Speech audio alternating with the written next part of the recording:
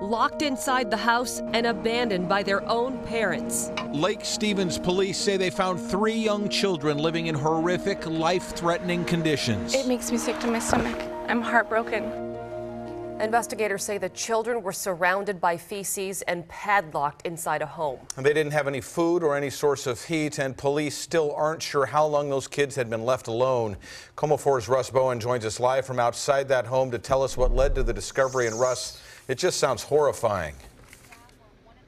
Yeah, it really does, Eric. And police tell us a man who claims he was owed money by the father who lives in this house came to the door to collect that money while a child answered the door and said her parents were upstairs asleep. He later called police out of concern for the kids. I'm just shocked. Why? Why do that to your own children? Residents of this Lake Stevens neighborhood cannot believe the allegations that have emerged from this home and the family who once lived in it.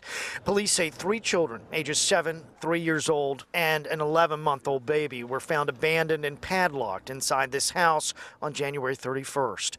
Investigators tell us the conditions were deplorable. The children were surrounded by animal feces and garbage with no heat or food. I would never think to do that to my children, ever. How can you do that to your children? It wasn't until today that police were able to find the parents and arrest them. It's not known how long the children were inside the house alone. They say there was no drywall or insulation inside, and that sewage from this RV outside was drained directly into a nearby creek.